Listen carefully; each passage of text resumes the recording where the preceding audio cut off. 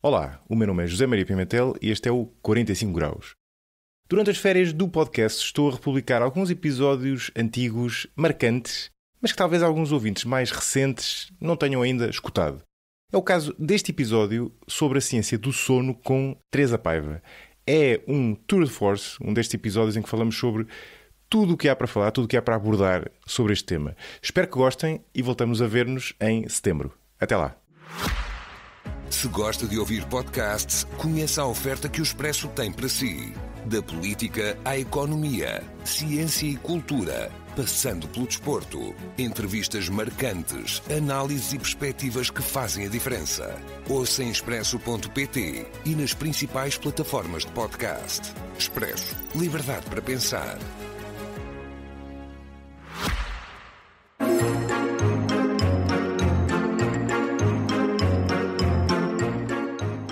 Olá, sejam bem-vindos ao 45 Graus. O meu nome é José Maria Pimentel. O ato de dormir é tão essencial quanto comer ou respirar. E, no entanto, tantas vezes o subestimamos ou relegamos para segundo plano nas nossas vidas agitadas. Quem nunca disse algo do tipo dormirei quando estiver morto? Mas a verdade é que o sono é fundamental para a nossa saúde física e mental e é um dos pilares do nosso bem-estar. Talvez até alguns de vocês, ao ouvirem este episódio, estejam a pensar em quantas horas de sono conseguiram na noite anterior ou quantas gostariam de ter tido. Para nos ajudar a compreender melhor a ciência do sono, convidei a médica Teresa Paiva, que é a grande referência portuguesa na área da medicina do sono e alguém que, como digo logo no início da nossa conversa, já queria trazer ao 45 Graus há muito tempo. A convidada tem uma vastíssima investigação nesta área que alia a uma grande experiência clínica. Falámos a propósito do seu livro mais recente, chamado O Meu Sono e Eu, Mitos e Factos. Na nossa conversa, começámos logo com uma questão difícil. Por que é que dormem, afinal, os seres vivos, desde os mais simples aos mais complexos, e incluindo animais tão distantes de nós evolutivamente como os polvos? De seguida, mergulhámos nos mistérios dos ritmos circadianos, incluindo o estranho hábito que havia na Idade Média de dormir 2 sonos durante a noite. Basicamente, as pessoas deitavam-se relativamente cedo, depois acordavam de madrugada, ficavam acordadas durante umas horas e voltavam-se a deitar até de manhã.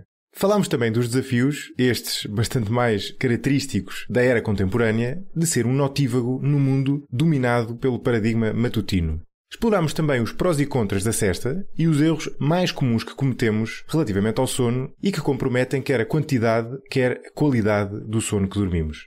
Mas será que esta é a principal causa das nossas dores relativas ao sono? Ou será que a maior causa da nossa falta de sono não são os nossos hábitos, mas sim um problema maior, estrutural dos tempos atuais, uma epidemia, para usar a expressão da convidada, de falta de sono, causada por vários fatores da era atual, desde o acelerar do ritmo da economia à overdose de estímulos por todo o lado, desde a televisão aos ecrãs.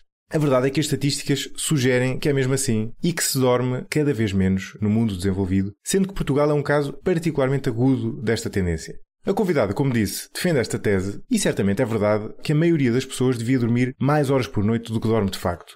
Mas tentei aqui fazer um pouco de advogado do diabo, que é algo a que vocês já estão habituados no 45 Graus. Há várias razões que me levam a ter algum ceticismo em relação a esta tese, embora concorde no geral. A principal é que, sendo o sono uma necessidade tão básica, é preciso uma confluência particularmente grave de vários fatores para que se crie na sociedade uma privação de sono tão sistémica e tão aguda. Mas enfim, isto é uma questão quase de políticas públicas. Voltando à ciência do sono propriamente dita, desvendámos também os mistérios das fases do sono, REM e não REM, e o fascinante mundo dos sonhos, que nunca deixa de nos fascinar e produzir uma série de literatura, desde a mais séria àquela mais, digamos, imaginativa. E para aqueles, eu incluído, que procuram formas de otimizar o sono, perguntei também à convidada a sua opinião sobre os populares sleep hacks, truques para dormir melhor, e até que ponto é que cada um deles realmente funciona. Esta foi por isso uma conversa recheada de conhecimento, mas também de dicas práticas que todos podemos aplicar nas nossas vidas. Por isso, acomodem-se bem na vossa cama, ou sofá, ou cadeira, fechem os olhos por um instante e preparem-se para ser despertados para o fascinante mundo do sono. Deixo-vos com Teresa Paiva.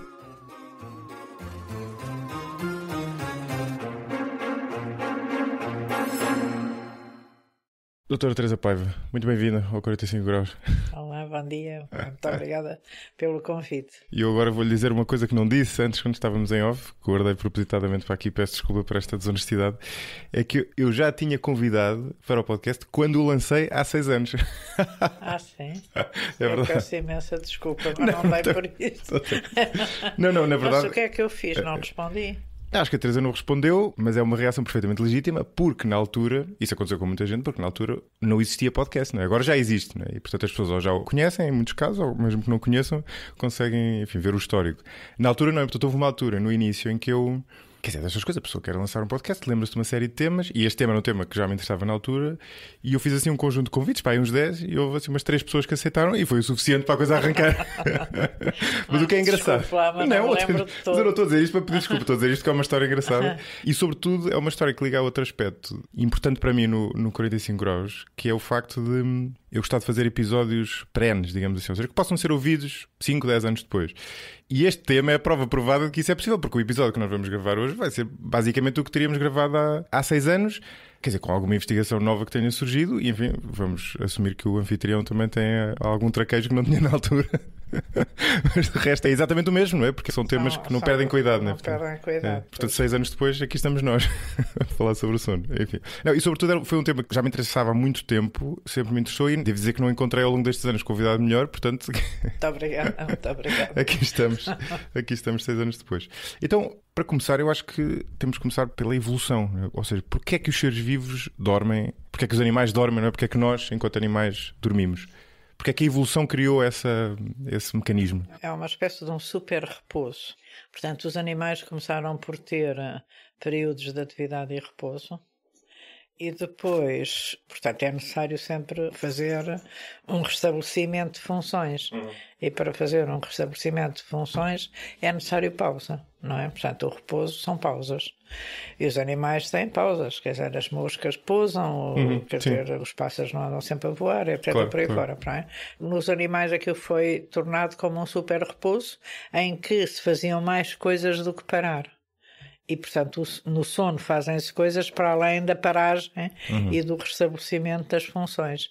Quer dizer, controla-se uma data de funções e regenera-se, não é? Portanto, há um controle, uma regeneração e uma inovação. Quer dizer, portanto, isso ajuda sempre à sobrevivência. E essa é a grande vantagem dos animais, percebe? Portanto, a teoria que está a propor é que o sono surgiu a partir do repouso. O sono surgiu a partir do repouso e tornou-se um super repouso. O paradoxo aqui é que é um repouso com um custo, não é? Porque enquanto o repouso normal não implica perda de atenção, o sono implica, enfim, no nosso caso implica perda de consciência, mas mesmo em seres vivos mais simples implica alguma perda de funcionalidade, não é? Quer dizer, implica perda de funcionalidade e implica risco para lidar com os predadores. Exatamente. Mas está a ver, apesar disso tudo, o benefício é tão grande que ele persistiu e foi propagado de espécie em espécie. Portanto, quer dizer, é um super repouso ultra benéfico e que ultrapassa os riscos que existem por podermos ser atacados por predadores. E terá alguma coisa a ver com... Quer dizer, tem certamente, mas quanto tem a ver com a noite? Ou seja, num mundo onde não houvesse noite, os animais dormiriam também? Onde não houvesse escuro, não é? Os animais parecidos com os nossos, garantidamente. Agora, poderia ser, era diferente. O haver noite tem que ver mais com os ritmos circadianos. E os ritmos circadianos existem nas bactérias. E existem praticamente desde o início da vida na Terra. Portanto, as primeiras que se pensa que as primeiras bactérias que produziram ritmos circadianos chamam-se bactérias azuis, ou cianobactérias, eram azuis, e isto acontece quando ainda não havia oxigênio na Terra. E essas bactérias azuis perceberam que quando se multiplicavam durante o dia, apanhavam o sol de chapa, não é? Não havia sombras, apanhavam o sol de chapa e havia mitoses, portanto, mitose, a divisão corria mal. E então passaram a propagar-se de noite. E esse pensa-se ser o primeiro ritmo circadiano que existiu. Curioso. E depois, essas ditas cianobactérias terão feito duas coisas fundamentais, que foi desenvolver esse ritmo circadiano e produzir oxigênio. Depois as plantas receberam os ritmos circadianos e essa capacidade de produzir oxigênio a partir da energia solar, e nós ficamos com uma atmosfera cheia de oxigênio. E aí aparecem os animais que nós conhecemos à superfície da Terra. Sim. E quer dizer, a gente sabe muito pouco das profundezas do mar, não é? Mas os animais que vivem à superfície da Terra e a algumas profundidades marítimas adotaram todos esse sistema de regulação circadiana, que assim resulta do movimento de rotação da Terra e do dia e da noite. Curioso. Aqui o dia e noite tem, para este efeito, uma relevância dupla. Não é? Uma é essa, de impor um ritmo circadiano nos seres vivos. E a outra, quando falamos de espécies passíveis de ser predadas, não é? É que à noite estão muito mais seguras. Ou seja, uma gazela pode dormir à noite porque à partida tem muito pouca probabilidade de ser caçada, mas se não houvesse noite, daí a minha pergunta de há bocado, se não houvesse noite isso já seria bastante mais difícil, não é? Se não houvesse noite, quer dizer, ela seria sempre caçada, portanto teriam outros mecanismos de defesa e de sobrevivência. Mas perguntando de outra forma, se não houvesse noite, vamos congelar o ritmo circadiano na equação, se não houvesse noite, os animais dormiriam de forma diferente? Provavelmente aos bocadinhos. Provavelmente de uma forma... Quer dizer, estou a dizer. Claro, não, claro. Sim, isso é uma conjetura, claro. Portanto, provavelmente de uma forma ultradiana, quer dizer, estavam acordados um bocadinho, dormiam, estavam acordados, dormiam, estavam acordados, dormiam, percebe? Portanto, iam dormindo aos bocadinhos. Tinham um sono ultra polifásico. Exato. Sim, ultra polifásico, exatamente. Até que ponto é que o nosso sono é comparável ao dos outros animais? Não é? Depois já vamos falar das fases do sono, não é? Mas o nosso sono é muito profundo, digamos assim, não é? Que é um sono, somos um ser vivo, não é? Somos um animal que entrando no sono é difícil acordar isso. Quer dizer, todos os animais garantem a sobrevivência durante o sono, portanto nós não perdemos todas as funções. Sim, na verdade, ficamos sempre a ouvir, deixamos de ver, mas ficamos a ouvir e a ter a sensibilidade somestésica e, portanto, térmica e tátil, com certeza, e, portanto, isso garante-nos alguma forma de sobrevivência, não é? Se entrar um ladrão, a gente acorda. Claro, sim. Na verdade, a minha premissa não é 100% correta, não é? Portanto, o nosso sono é muito parecido ao dos outros animais. Nós temos a mania que somos diferentes, mas somos muito parecidos, sabe? E essa é uma noção que eu gosto de explicar. Nós partilhamos com as galinhas 40% dos genes, com as lesmas outros tantos 40%, com os macacos mais diferenciados, não é? Os chimpanzés, etc., 98%. Portanto, é evidente que 2% fazem uma grande diferença. Nós temos um sono muito parecido com o dos outros animais homeotérmicos. Pois, é isso que eu digo, sanguento, não é? Pois, os animais sanguentos. Portanto, nós temos um sono muito parecido com as aves e com os mamíferos. Achava-se que os moluscos, os répteis, etc., não tinham sono REM e que o sono REM só apareceu com as aves e com os mamíferos, que nós temos, não é? Portanto, mas, de facto, agora, em coisas muito recentes, isso aqui é muito recente mesmo, percebeu-se que os polvos sonham e que há lagartos que têm sono REM, percebe? Portanto, quer dizer que eles sonham, não é? Os sonhos. Como é que se percebeu que os polvos sonham? Não deve ter sido fácil. Porque os filmaram e os tipos mudam de cor e têm momentos em que começam como se fosse a tremer. Que é o que nos acontece vir os seus cães a dormir. Sim, exato. Os seus cães volta e meia, quando estão a tremer, parece que estão a tremer, estão em tem uns sono REM. espasmos, não é? Exato. Portanto, estão a sonhar. Exato, sim. Sim, nos cães isso é muito visível. Sim. Pois, sim. Nos cães e nos gatos é muito visível. E às vezes fazem sons, não é? Fazem sons, exatamente. Portanto, isso foi assim que foi visto nos polvos e nos lagartos, acho que foi visto por registros. Que eles sonhariam. Há um espanhol que diz que o sono REM é o sono primordial. Tem a tese do caminho oposto, no fundo. É uma que tese do caminho REM. oposto, pois. Mas pronto, mas isso não está de forma alguma provado. Mas, portanto, o nosso sono é muito parecido com o dos outros animais. A única diferença é que, na idade adulta, temos, teoricamente, um sono monofásico. Mas isso, em termos da evolução das civilizações na Terra, só apareceu com a Revolução Industrial e, portanto, aparentemente nós tínhamos um sono bifásico e dormíamos a sesta. Aliás, há quadros de Van Gogh, etc., que se chamam a sesta, não é? Sim. Não, a sesta é conhecida, mas essa investigação, eu ia lhe perguntar sobre isso também, é curiosa porque o que sugere é mais do que dormir a sesta, que é no fundo... Dormir a sesta é um sono bifásico, mas é um sono com uma grande porção dormida à noite e depois uma espécie de acrescento durante o dia, não é? Mas o que essa investigação histórica propõe é que historicamente, nós dormíamos um sono bifásico quase 50-50, em que, e se eu estou a contar isto bem, basicamente as pessoas iam se deitar relativamente cedo, bastante mais do que nós, ou seja, com o pôr do sol, dormiam, mas sei lá, 4 horas, depois acordavam e estavam ali 2, 3 horas acordados, e depois voltavam a dormir outra vez. Exatamente, era o primeiro e o segundo sono. O primeiro e o segundo sono, exatamente. E a sexta, portanto, as pessoas dormiam razoavelmente mais, e portanto, o acordar às 3 ou 4 da manhã é, de certa forma, um arquétipo dessa forma de dormir. Portanto, não tem assim um problema de maior. Tu quer dizer, as pessoas que acordam às 3, 4 da manhã? Há muita gente que acorda às 3, 4 da manhã. Eu, por acaso, era uma pergunta que eu tinha, porque eu tenho um amigo com quem estava a falar sobre este episódio que tem exatamente esse, enfim, eu ia dizer problema, mas tem essa característica, e eu até andava a chateá-lo para ele ser visto, porque ele acorda todos os dias, à meia da noite, acorda, não é para ir à casa de banho, acorda e depois fica acordado, sei lá, 1 hora, e ele até começou, por exemplo, a ouvir podcast por causa disso, para se entreter mais ou menos, mas se calhar aquilo é uma coisa natural, não é? Quer dizer, não é dramático. Tem que saber se ele tem alguma razão para acordar ou não é? Percebe? Mas há pessoas que acordam, quer dizer, e podem fazer qualquer coisa útil nessa altura. Antigamente faziam, quer dizer, conversavam uns com os outros, tinham sexo, faziam essas coisas assim, e depois voltavam a dormir. Ou faziam as orações. Exato. Ainda há muito nos mosteiros, exatamente. Percebe? Quer dizer, os orações à meia-da-noite. muçulmanos rezam à meia-da-noite. Claro. Isso vem como consequência dessa nossa característica inicial. E não é necessariamente dramática, só é dramática quando as pessoas dramatizam. Portanto, aí passa a ser dramático. Claro. Não, na verdade ele vive relativamente confortável com isso, não é? O que me surpreendeu. Sim, e depois... que ele depois, no fundo, durma as horas todas que precisa. Claro. Não há assim um problema de maior. Sim. E não entra em ansiedade por isso, e não coma de noite. Comer de noite é uma chatice. Se comer muito ou basta, sei lá, beber um copo de leite? Não se deve comer durante a noite porque a absorção alimentar é muito maior. Absorvemos mais. É por isso? Ok. Eu achei que tivesse que ver com a libertação, sei lá, de neurotransmissores ligados ao despertar, por exemplo, não é? Não. É fundamentalmente pelo problema de se poder engordar.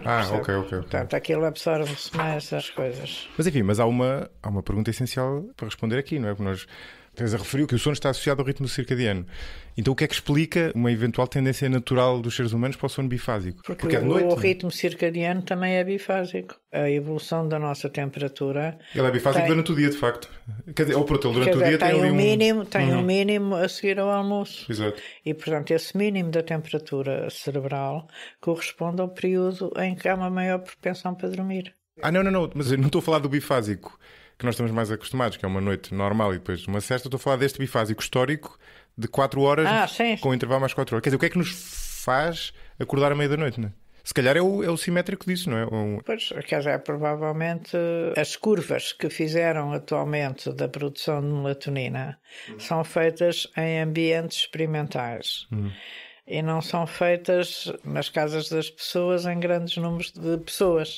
Portanto, a curva que se tem de evolução da melatonina é uma curva em que a melatonina começa a ser produzida por volta das 7, 8 da noite e depois sobe, tem um pico às 4 da manhã e depois começa a descer até a gente acordar. Nós não produzimos melatonina durante o dia, não é? E a temperatura do cérebro tem uma evolução diferente, oposta, não é? Portanto, quando o máximo da melatonina é o mínimo da temperatura cerebral. E depois, na temperatura cerebral, quando chega à hora da sesta, há um outro mínimo relativo. Portanto, isso é que é o ritmo circadiano da sesta. Portanto, eu acho que, pelo menos eu não tenho conhecimento, que esta coisa do primeiro e do segundo sono tenham sido estudados, assim, de uma forma... Sim, eu creio que há alguma investigação que foi feita que colocava as pessoas, até acho que era precisamente em privação de luz. Sei lá, em cavernas e coisas do género, que as pessoas naturalmente adotavam, não era? Não, isso quer dizer, quando se está privado de luz, vai-se sempre adormecendo mais tarde. Vamos tendo sempre o nosso ritmo circadiano, não é 24 horas, é 24, qualquer coisa. Em algumas pessoas chega a 25 horas. Portanto, se você estiver privado da luz solar, todos os dias vai atrasar, vai ser um desfazamento por causa da duração do seu período circadiano. Portanto, é isso que acontece quando se está às escuras. Sim, curioso. Portanto, a pessoa tem o seu próprio ritmo. Mas isso quer dizer que nós temos ritmos biológicos que são uma enorme vantagem e que as bactérias azuis também têm e as árvores, as plantas também têm ritmos biológicos independentes do ciclo de luz ao longo das 24 horas. E isso dá-lhes uma vantagem biológica muito importante, porque eles autorregulam-se a si próprios. Sim. Portanto, têm uma maior adaptação a variabilidades. Sim, e podem viver em zonas sem luz. Sim, não é? pois, adaptam-se ao variável. Sim. Já que estamos a falar de ritmo circadiano, isso liga a outra coisa que eu lhe queria perguntar, que tem a ver com o nosso chamado cronotipo. Não é? E isso é um tema que eu suspeito que não existe exatamente um consenso, não é? Porque ouve-se muito falar de diferentes cronotipos, ou seja, as pessoas serem mais notívagas ou mais matutinas, mas por outro lado dir-se-ia, quer dizer, estando o nosso ritmo circadiano, ou sendo ele à partida influenciado pelo Sol, pelo menos até certo ponto, deveria haver uma certa uniformidade de cronotipo, não? O que é que diz a investigação? Há mesmo cronotipos diferentes? Há mesmo cronotipos diferentes, graças a Deus. Quer dizer, toda a sustentabilidade dos seres vivos e dos ecossistemas resulta do facto de haver uma grande variabilidade interindividual e interespécies. Portanto, para nós, que somos caucasianos, é bom que haja pessoas de raça negra, indiana, chinesa, por aí fora. Isso é uma enorme vantagem biológica da espécie humana. Assim como com os cães, são diferentes uns dos outros, etc. por aí fora. E se garante... já fomos nós, no caso dos cães já fomos nós. Sim, nós todos ao contrário, mas são diferentes uns dos outros. Claro. E os animais da mesma raça também têm sempre variações. A variação clássica é uma variação gaussiana, não é? Portanto, você tem a zona média, que ocupa cerca de 70% a 80% dos indivíduos, e depois tem os extremos, que ocupam 10% para cada lado, ou coisa assim. E é isso que se vê nos cronótipos. E é isso que vê nos cronótipos. Isso é uma enorme vantagem biológica. Sim, porque sobretudo no nosso tempo que vivemos em tribos, permitia que houvesse pessoas Não somos claro. Todos iguais. Claro. Permitia que houvesse pessoas que se levantassem logo ao nascer do sol e outras que conseguissem ir para a floresta quando era meio escuro. Exato. Sim, e ficar de vigia, por exemplo. E ficar de vigia, etc. por aí fora. Portanto, a grande variabilidade dos seres vivos entre si, a grande variabilidade interindividual é uma enorme riqueza. E eu digo-lhe isto e insisto nisso porque os pais das crianças têm que ensinar que quando têm um menino na escola que é diferente dos outros, isso é uma riqueza, não é para fazer bullying ao menino. Sim, absolutamente. A riqueza da variabilidade é uma riqueza, todos os ecossistemas sustentáveis têm uma grande variabilidade. E quanto maior é a variabilidade do ecossistema, mais sustentável ele é. Portanto, a gente tem que perceber que ter meninos diferentes na escola, são mais pequeninos, ou mais gordos, ou mais brancos, ou mais pretos, ou mais espertos, ou mais burros, ou mais isto, ou mais aquilo, ou mais não sei o quê, é uma enorme vantagem. E o bullying nas escolas, que é muito frequente, é feito exatamente por causa das diferenças. E isso é fomentado, quer dizer, a gente está sempre contra as diferenças. Sim, o nosso lado tribal tem os dois lados, é curioso, não é? Tem o lado de procurar a diversidade, porque precisamos dela, sobretudo nesse ambiente de tribo, mas por outro lado, essa pulsão pela homogeneidade de grupo que depois gera e que está muito ativa. É muito engraçado se a pessoa olhar para trás na nossa vida. O período em que esse lado tribal esteve mais ativo foi precisamente quando andávamos na escola, né? Porque aquilo é um ambiente ultra global. Mas não é bom. Não é bom perceber. Ao contrário, por isso é que há quer dizer, o que eu estou a tentar dizer é que é bom que se ensine, que os pais ensinem às crianças que ter meninos diferentes é bom. Sim, claro. Os pais e os professores. E claro. Os professores têm essa obrigação, não é? De facto, faz todo sentido que nós tenhamos cronótipos diferentes à luz dessa explicação, mas isso não elimina, infelizmente, o problema de pessoas que sejam, por exemplo, notívagas e vivam desfasadas do resto do mundo e numa espécie de bullying pós-escola, não é? Porque uma pessoa que seja... Por exemplo, o meu ritmo... É difícil dizer isto muito bem, mas o meu ritmo natural não é um ritmo de acordar às 7 da manhã. Não é um ritmo muito notívago. Ou seja, seria, sei lá, acordar às 10 ou 11, não é?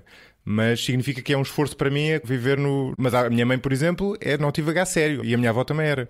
Curiosamente, a avó paterna. Portanto, há uma confluência genética aí.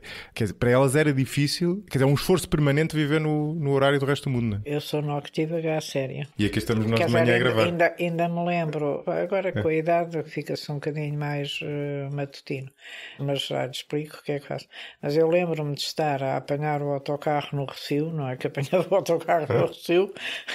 Veio para o liceu, vai com 10 anos, 12 anos, e pensar, já vou chegar tarde. Claro.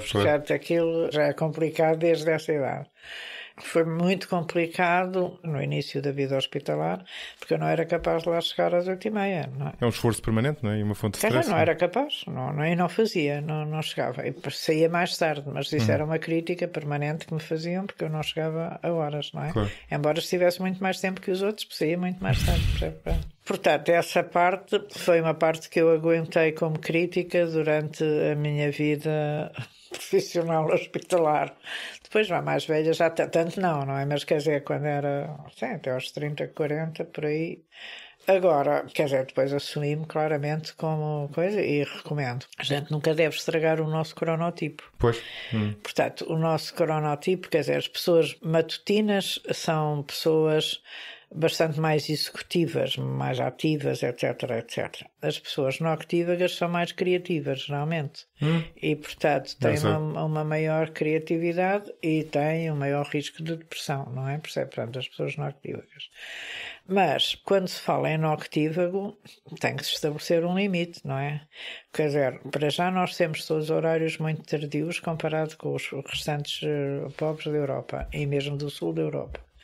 E depois temos, para além desses horários tardios, temos horários muito matutinos. Quer dizer, tudo começa cedo. Sim, as pessoas deitam-se tarde, mas a vida começa cedo, não é? E, efetivamente, o que acontece, e atualmente aqui em Portugal, os jovens agora, quer dizer, começam a distrair-se, a ir para a discoteca à 1, 2 da manhã.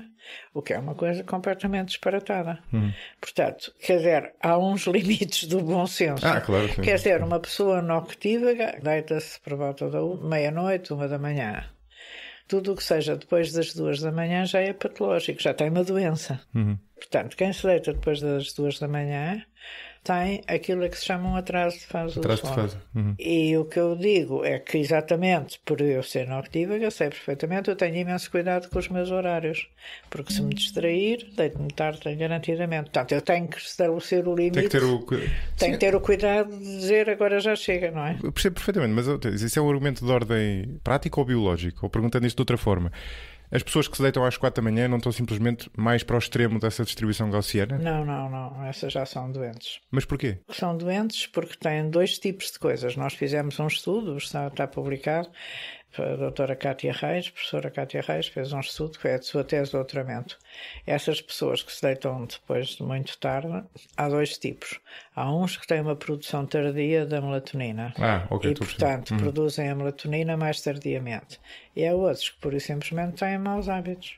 Ok. Ou seja, no fundo está associado ou a disfunções fisiológicas ou a desorganização. Desorganização. Assim. Portanto, se você tiver com luz na coisa, tiver não sei o quê, não sei o que mais, quer dizer, eu deito-me calmamente na madrugada se tiver com luz e não sei o quê. Claro. Mas o grande problema é que há uma tendência do relógio biológico deslizar para horas tardias. Por isso é que eu estou a dizer que é preciso muito cuidado e a gente estabelecer o limite. Sim. E não se deitar, em princípio, depois da 1 da manhã. E eu durmo assim com as janelas abertas, que é para acordar de manhã, com a luz. Não, isso era o que eu lhe ia perguntar. Ou seja, uma pessoa, portanto, haver diferentes cronótipos, ou seja, haver variabilidade nos cronótipos, pelo menos lá está até certo ponto, é natural. Depois o mundo está standardizado, não é? Portanto, o que é que uma pessoa notívaga, por exemplo, pode fazer para se adaptar ao mundo sem ao mesmo tempo, lá está, estar a primeiro estragar tem que respeitar o seu cronotipo. Portanto, uma pessoa... Nós conseguimos influenciá-lo até certo ponto? Relativamente. O seu cronotipo é como a sua cor de pele e a sua cor de cabelo, não é? Pronto, o cabelo pode pintar, mas a pele é mais difícil de mudar, não é? Eu tenho um determinado cronotipo, que é no fundo a minha tendência, não é? Mas eu consigo depois influenciar o meu ritmo circadiano para... Um bocadinho, mas tenho que o preservar. Eu tenho preservado sempre o meu ritmo. Quer dizer, se me disser assim, tenho que se levantar todos os dias às 8 da manhã, eu fico doente, não faço isso. Tenho que se levantar todos os dias às 7 da manhã, Deus me livre. Tenho que fazer ginástica de manhã, Deus me livre. Pois. Não faço. Mas imagine, há pessoas que nos estão a ouvir, e é engraçado porque foi uma pergunta feita por muitas pessoas, de mecenas e ouvintes do podcast que enviaram perguntas. Há pessoas que, quer dizer, às vezes a pessoa não tem essa escolha, não é? Tem mesmo que se levantar cedo, não é? E tendo que levantar cedo, o que é que a pessoa pode fazer para antecipar o nosso ritmo? Usar a exposição à luz é a grande coisa. Portanto, a exposição à luz pode ser dormir com as janelas sem portadas, não é? Ou sem cortinas, ou ter relógios solares. aqueles despertadores solares. Que vão dando mais luz. Vão dando a luz conforme a pessoa... Quer dizer, se a pessoa, imagina, está ao pé da rua e os vizinhos veem, não vai dormir de janela às coisas, então é melhor ter um despertador solar. A exposição à luz é o nosso grande sincronizador. Mas a pessoa tem que perceber que nunca pode estar muito diferente do seu cronotipo. Tem que estar mais ou menos parecida com o seu cronotipo. E também é igual para os matutinos. Há pessoas matutinas que não aguentam os jantares à noite. Exato, ou aquelas festas à noite, não é? Exato. Portanto, essas pessoas, nessa altura, o que têm que ter é luz antes da festa, ao fim da tarde, para aguentarem a noite. Mas, em princípio... Eu acho que o grande conselho é estarem de acordo com o seu cronotipo o mais possível. Claro. E, fundamentalmente, um outro grande conselho é... Agora há aqueles tipos das bolsas, não é? Das bolsas de dinheiro. Então, eles começam com as bolsas de Xangai, depois vão para a bolsa de Berlim, depois para a de Londres, depois para a de Nova Iorque e depois para mais não sei bem. Está a ver, estão acordados os tempos todos. Portanto, isto é uma violência, não se deve fazer. Claro. É como quem faz... Houve uma pessoa que mandou essa questão. Foi a Isabel Marques, que é mecenas, que é quem faz turnos, por exemplo, não é? Quem trabalha na área da saúde tem que ter imensos cuidados, porque a primeira coisa que se tem que perceber é que o trabalho por turnos não é natural. Depois, o trabalho por turnos, os turnos noturnos, não devem ser feitos a partir dos 45 anos de idade. Está a ver? Agora estão a pôr os médicos e não sei o quê até aos 60, quer dizer, que é uma verdadeira barbaridade. Não se deve fazer isso. Porquê? Quer dizer, porque é que não se deve especialmente fazer a partir dos 45? Porque o relógio biológico envelhece e, portanto, a capacidade de adaptação do relógio biológico é menor. E a pessoa também se torna mais matutina, não é? E a pessoa fica um bocado mais matutina, fica com maior dificuldade de aguentar turnos noturnos, percebe? E a amplitude da produção do ritmo circadiano é menor, portanto a pessoa tem que ter cuidado mesmo. Fica com menos elasticidade, no fundo. Podemos dizer até aos 50 anos, mas depois disso nem pensar. Não se deve fazer turnos noturnos. Eu já escrevi para vários doentes que não podem fazer, porque faz mal, porque não aguentam, porque não se deve fazer, etc. por aí fora. Portanto, os turnos noturnos são diferentes dos outros turnos, mas os turnos muito matutinos também não são bons. Quer dizer, agora as televisões começam, imagina, os programas começam às 5 e 6 da manhã, etc. Eles têm que se levantar às 4 para lá estar. E isso é levantarem-se antes do nascer do sol. Isso faz muito mal. É fatal, claro. Nada disto existia há uns anos atrás. Quando eu era pequenina, não existia. Quer dizer, a televisão acabava à meia-noite com o hino nacional. E começava às 8 ou 7 da manhã, ou 8, coisa assim. Agora são... programas 24 and 24. 24/7, não é? Que é como se chama. E eu agora estava a ouvir, lembro-me de uma questão interessante. Quando nós observamos tribos, sobretudo se não viverem no Equador, senão isto já não é uma variável relevante, como é que o sono evolui com a mudança das estações do ano e, portanto, com a evolução do número de horas de luz? Dormem mais no inverno e menos no verão? Os estudos que existem são em tipos de zonas perto do Equador. Nos esquimós não sei se há assim tantos estudos, mas o que é certo... Já é... Olá, mais para o norte ou para o sul da África, né? Já está tudo muito civilizado. Quer dizer, há uns estudos feitos nos índios do Brasil e há dois tipos de estudos. Há os índios do Brasil que mantêm os hábitos antigos, não é? E esses índios têm umas regras de higiene do sono ótimas e dormem bem. E depois há os índios que migram para sítios urbanos, não é? E aí é tudo mau, porque, quer dizer, ficam pobres, bêbados, etc. por aí fora. E os que dormem bem, é monofásico ou bifásico? Não se lembra, se calhar? É bifásico, sim. É bifásico também? Com acordar à meia-da-noite? Não, bifásico é ter a sesta. O acordar à meia-da-noite não tem termo, não tem nome, que eu saiba. Mas, ou seja, mas esse padrão que existia na Idade Média, aparentemente, também existe nas tribos? Não sei. Atualmente não parece que existe. Não foi verificado. Mas o padrão da sesta, sim, existe. Eu tenho frequentemente dúvidas em relação à sesta, porque há várias alturas em que me ocorre dormir a sesta e há alturas em que decido dormir e depois concluo que fiz bem, há alturas em que decido dormir e depois acho que não fiz bem, e depois há alturas em que decido não dormir e acho que fiz bem, e outras em que decido não dormir e acho que não fiz bem. Porque na verdade nunca percebi muito bem. A sensação que eu tenho é que quando dormimos a sesta há ali um equilíbrio muito ténue, não é? Porque se eu, por exemplo, estiver mais estressado, provavelmente nem vou conseguir adormecer naqueles, 25 minutos, por exemplo, portanto não... Quer dizer, pode ter servido para alguma coisa, mas não durmo. Se eu estiver muito cansado, entro num sono tão profundo que depois, se eu quiser acordar meia hora depois, vou acordar completamente grog. E na verdade é uma coisa que muita gente diz, não é? Que dorme a sesta. Qual é que é o receituário? Se a pessoa estiver cansada e puder dormir a sesta, como é que deve fazê-lo? É desejável que a sesta seja a hora da sesta, isto é, a seguir ao almoço. As cestas ao fim do dia só devem ser feitas por quem vai trabalhar por turnos, que é para depois não ter sono à noite. Claro. Se uma pessoa faz uma cesta a meio do dia ou ao fim do dia, vai dormir pior à noite, porque já dormiu o que tinha para dormir. Claro. E há uma grande diferença entre as power naps, que é aquelas cestas de 20 minutos, 30 minutos, que são muito positivas porque melhoram o desempenho cognitivo a seguir, não é? E o desempenho físico. E há as cestas longas. Quando uma cesta é longa, é melhor que seja pelo menos 90 minutos para ter um período de REM, dar uma volta pelo menos completa, 60 para ter o sono profundo lá todo direitinho, percebe? Portanto, é bom não fazer assim uma coisa pelo meio, porque se acordar em sono profundo, acorda cansado. Pois, mas é que mesmo isso não é fácil fazer, porque já tive esse dilema. Nesse caso, mais ao fim de semana, a pessoa pensar: estou cansado, vou dormir hora e meia para fazer esse ciclo completo. Mas depois, muitas vezes, eu acho que não acerto no ponto certo, porque também depende eu nunca sei se é de começar a contar quando me deito ou se é de contar quando adormeço, que eu na verdade não sei. Acho que a melhor é deixar que o seu corpo decida, em vez de ser você a decidir. Mas aí não corro o risco de dormir mais? Nenhum. Não, o risco de dormir demais, não é? Depois dorme menos de noite. Quer dizer, eu acho que o corpo decide. E a gente ouvir o nosso corpo é uma coisa que se deixou de ter em conta. Eu pessoalmente ouço sempre o meu corpo. O meu corpo diz-me: vai dormir. Eu digo que eu vou dormir. Ele diz-me: agora não trabalhes. Eu digo que não trabalho. Não faças nada, não faço nada. Descansa. Eu descanso. Eu obedeço ao meu corpo mesmo. E este é o que a gente tem que aprender, é ouvir o nosso corpo e deixar fazer o que o nosso corpo diz. O nosso corpo sabe resolver os assuntos. Sim, esse é um risco com este tipo de regras que a pessoa decora, já. Power nap, 20 minutos, meia hora. Não faça essas regras, por amor de Deus. Deixe tudo resolver-se. Mas numa power nap, ou seja, nessa cesta curta é complicado, porque se a pessoa se deixar dormir, pode dormir demais, não é? E tem compromissos, não é? Portanto, aí tem mesmo que pôr o alarme. Eu estou muito cansada com os doentes, durmo as power naps. Mas como é que faz? Deita-se sem pôr alarme? Deitas e dormes, sim. Deito-me e durmo. Confio na necessidade. Mas sem pôr alarme, é isso? Sim, claro, não ponho alarme. Curioso. Eu não gosto de alarmes. Hoje pus um alarme porque era para acordar cedo, não é? Pois, já percebi que estraguei o ritmo circadiano, escusadamente. Não, mas eu costumo acordar espontaneamente, agora com as janelas abertas, acordo cedo e não me deito tarde, percebe?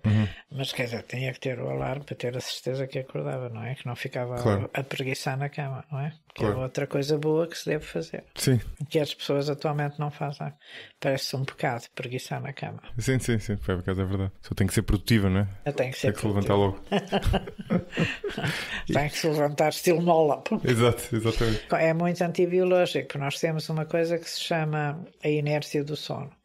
E, portanto, não acordamos de imediato. Claro. Tem a ver com os neurotransmissores até, não é? Ou seja, sim, tem que ver com a fisiologia do sono. Quer dizer, não há nenhum fenómeno biológico que seja on-off.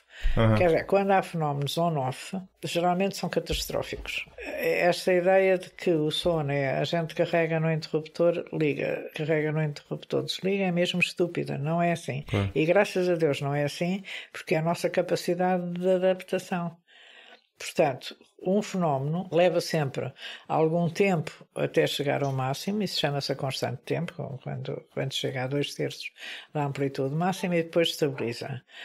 E quando é o contrário, também. Sim. Quando é para acabar, também. Portanto, o sono é assim. Sim. Há uma curva ascendente e uma curva descendente. Uma chama-se... É o sono e muito mais... Um é o adormecimento, e o adormecimento é muito bonito de ver do ponto de vista da neurofisiologia. Quer dizer, o que se vê é bocadinhos de acordar, bocadinhos de sono, bocadinhos de acordar, bocadinhos de sono. E as pessoas estão nessa oscilação durante uma data de tempo e isso é o adormecer. É a chamada fase 1 do sono. É muito bonita porque é um jogo... É um jogo progressivo. Sim. É o push and pull, não é? Como se costuma chamar. E a nível biológico, como é que isso funciona? Nós já falámos da melatonina, que no fundo é o que vai gerando a nossa vontade de é o que dá dormir. Um sinal que temos que dormir. E o que é que dá o sinal ao nosso corpo a acordar? É a inversão, portanto, a ativação do sistema reticular ascendente, não é? E a inibição do núcleo ventrolateral preóptico, que nos faz dormir também.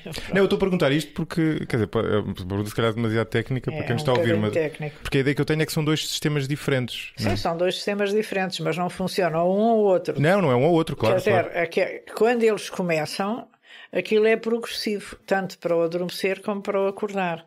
São zonas de transição, é como as ondas da maré, a maré cheia e a maré vazia. Quer dizer, aquilo começa a encher ou começa a esvaziar. E tudo o que for em fenómenos on-off são fenómenos catastróficos, como por exemplo um infarto miocárdio. Quer dizer, um AVC, um acidente. Você, para subir a sua frequência cardíaca, leva um tempo. Esta noção de que é preciso uma constante tempo é uma noção muito importante. Sim, é engraçado porque a pessoa, nós tendemos a fazer mais implícita do que explicitamente, acho eu, uma analogia do corpo como uma máquina, quando na verdade não é. Sim, mas as máquinas. E mesmo onde existe a analogia também não é. Exceto as máquinas digitais, que claro. Essas sim são on-off, mas nós não somos digitais, somos analógicos. E tudo se passa assim, sim. Quer dizer, as hormonas começam a ser produzidas progressivamente, a digestão é feita progressivamente, o coração acelera e desacelera progressivamente. Quer dizer, tudo se faz assim. A gente acorda progressivamente, a gente adormece progressivamente, e o grande segredo é deixar que o corpo faça. Quando ele faz bem, é ótimo. Se não faz bem, é melhor tratar-se.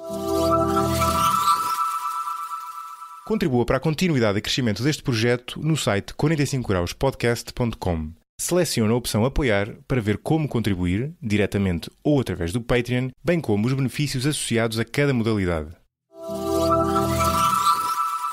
E que erros é que as pessoas cometem mais ao não deixar o corpo fazer isso bem? Quer dizer, há uns que já toda a gente sabe, não é? À noite as pessoas pôr-se a estímulos, não é? As pessoas perfeccionistas que gostam de ter tudo sob controle não dormem bem. Portanto, quem é perfeccionista tem uma enorme dificuldade com o sono porque gostava que o sono fosse um interruptor on-off e não é. E, portanto, gostava de estar sempre em controle sobre o sono e o sono não gosta de ser controlado. E eu costumo explicar às pessoas que o sono não gosta de ser controlado porque, efetivamente, quer dizer, existe desde que há animais, há bilhões de anos, não é? Desde que há animais na Terra e foi-se sofisticando cada vez mais. Foi-se sofisticando cada vez mais, cada vez mais, cada vez mais. E ao sofisticar-se cada vez mais, chegou a nós como uma dádiva. E as pessoas não percebem que o nosso sono é uma dádiva. Acham que o sono é como ter dinheiro ou ter outra coisa qualquer. Não é uma dádiva que a gente tem.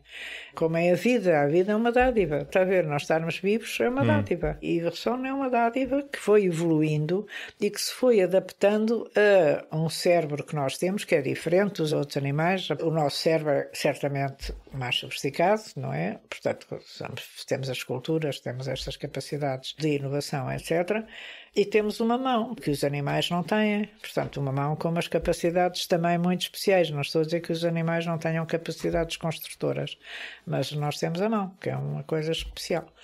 E o nosso cérebro adapta-se a isso tudo. E o nosso sono adapta-se a isso tudo. Quer dizer, o cérebro tem uma representação da mão particularmente grande, está a ver?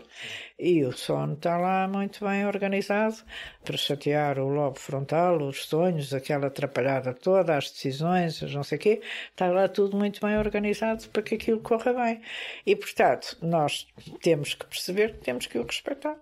E, portanto, não o vamos controlar, vamos deixá-lo fazer como ele quer. Sim. E eu acho que o sono, atualmente já se sabe muita coisa que o sono faz, mas vai-se descobrir muita coisa que ainda não se sabe. Sim, nomeadamente os sonhos, já lá vamos, ainda vamos falar dos sonhos. Mas é engraçado, eu até estava a falar dos outros animais, uma coisa que é interessante analisar é a variação do tempo de sono entre espécies, e há uma variação enorme. E, por exemplo, se nós olharmos para os nossos primos, nomeadamente para os chimpanzés que já falámos há bocadinho, que são nossos primos, não nossos antepassados, está aqui uma inferência, não é? Mas parece ter havido uma pressão seletiva para dormir menos nos seres humanos, porque nós dormimos bastante menos do que eles. Não é? Claro que nós não temos um antepassado comum, mas é curioso, não é? Quer dizer, nós também trabalhamos mais e fazemos mais coisas. Por isso é que eu digo uma pressão seletiva, é isso mesmo. Pois, é civilizacional. Agora... Não, mas as próprias, desculpe interromper, as próprias tribos, ou seja, não estou a falar nós, pessoas eventualmente com déficit de sono.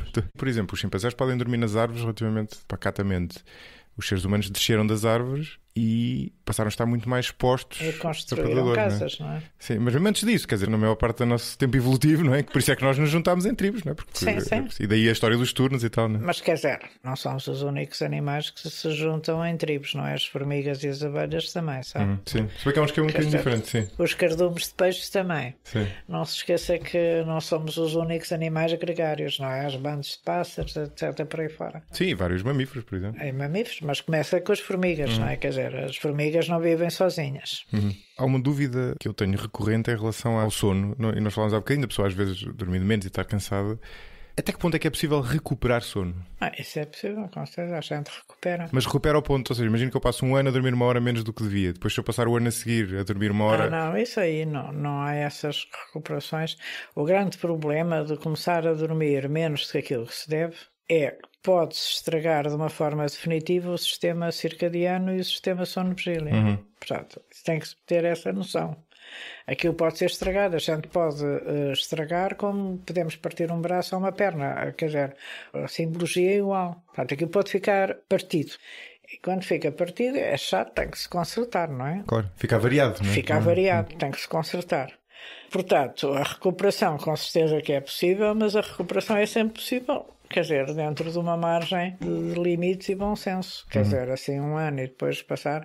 O grande problema é que depois as pessoas podem perder a capacidade. Primeiro não dormem porque não querem e depois não dormem porque não são capazes. E isto sim, o próprio corpo provavelmente não vai... E isto digo-lhe que acontece mesmo. Sim. Portanto, as pessoas depois não dormem porque não são capazes. Sim. Portanto, é preciso ter algum cuidado com essa brincadeira. Partilha daquela tese de que nós vivemos, nós, quer dizer, seres humanos modernos que vivem em sociedades pós-industriais e em cidades, vivemos numa epidemia de falta de sono? Não é uma teoria, é um facto, não é? Quer dizer, em Portugal, mais de 30%, nós estudámos isso em estudos nacionais, a professora Cátia Reis, ela fez um estudo com base num outro estudo nacional da professora Helena Canhão e do professor Jaime Branco, em que se avaliou quantos dormiam menos de 5 horas ou menos, ou mais de 10 horas. E a percentagem nacional é superior a 30%. Em Portugal? Em Portugal. Sim. Que é e somos dos piores países nesse aspecto, não é? Sim, da Europa. muito maus. Na Europa e no mundo, piores que os Estados Unidos. Nos outros aquilo anda à volta dos 20 e tal %. Portanto, 30% é um indicador muito mau. E isto não é uma boa coisa. Portanto, isto é uma verdade. Por outro lado, há estudos feitos por grandes empresas que estudaram os custos económicos da privação de sono nos 5 países ricos, portanto, Alemanha, França, Inglaterra, Estados Unidos e Japão, não é? E nesses países verificaram que a privação de sono tinha um custo económico que variava entre 3% a 4% do PIB desses países. Portanto, são bilhões de dólares, se quiser, ou de euros, ou porque eles têm uns PIBs altíssimos, portanto 3% a 4% dos PIBs deles é uma coisa muito alta. O que é que a investigação diz sobre as consequências da falta de sono? Consequências sobre a saúde das pessoas, não é? Estamos a falar de quê? De mais doenças? Mais doenças, quer dizer, mortalidade precoce? Estudo, sim, mortalidade mais precoce, portanto menor longevidade, maior risco de cancro, maior risco de demência, maior risco de doenças cérebro e cardiovasculares, maior risco de hipertensão, maior risco de diabetes, maior risco de obesidade, maior risco de acidentes, maior risco de lapsos no trabalho, etc. por aí fora, maiores problemas de aprendizagem, quer dizer, é tudo mau. E como é que é a curva? Ou seja, estamos a falar de, se formos de mais horas para menos horas, de 9, 8, 7, 6, 5, quando é que... Portanto, abaixo das 5 é péssimo, abaixo das 6 é mau. Entre 7 a 9 está mais ou menos ok, mais que 10 começa a ser mau também, nos adultos. Sim, ou seja, a incidência começa quando passamos das 7 para as 6 e depois a curva vai se tornando cada vez mais grave, sim, mais grave. Há aqui duas questões, não? Há uma questão transversal das pessoas dormirem menos e depois há Portugal no universo dos outros países de ser um país onde se dorme... Eu acho que Portugal tem o problema de juntar os horários do Norte e os horários do Sul. E isso é uma estupidez, percebe? Portanto, a gente não pode ter, assim como há bocado as pessoas das bolsas não podem ter os horários de Pequim e de Nova Iorque ao mesmo tempo, não é? porque são horários completamente diferentes, nós não podemos juntar os horários do Norte e do Sul. E repare que as escolas começam muito cedo. Os pais têm que pôr os filhos cedíssimo na escola para depois irem para os empregos deles. Depois saem todos muito tarde. Portanto, os miúdos, porque têm atividades, a maior parte, não é? Isso é uma regra, quer dizer, que me parece bizarra. E os pais, porque saem tarde. Portanto, saem a correr, ou o pai ou a mãe, para ir buscar os filhos às 5, 6 da tarde ou 7. Chegam a casa todos cansados e aos gritos. Desculpe lá, mas é. As crianças vêm cansadas e as pessoas estão cansadas. E, portanto, depois é fazer o jantar, depois é não sei o quê, depois ninguém come, depois eles não vêm, depois estão com os telemóveis, depois estão com o computador, depois estão com os chats com os amigos, depois não vêm, depois está toda a gente aos gritos. E depois jantam, depois vão para a cama, ninguém quer ir para a cama, deitam-se todos tarde. Portanto, este é o cotidiano de muitas famílias portuguesas. Eu não duvido disso, mas deixa-me fazer um bocadinho de advogado do diabo, que é uma coisa que eu gosto de fazer aqui no podcast. Quer dizer, é evidente que existem muitos problemas desse género e é evidente que existe muita gente que dorme de menos. Quer dizer, lá está, existem os tais short sleepers, o Marcelo é sempre o exemplo, mas isso é uma minoria, portanto, pessoas que durmam 5 horas claramente estão a dormir de menos, não é?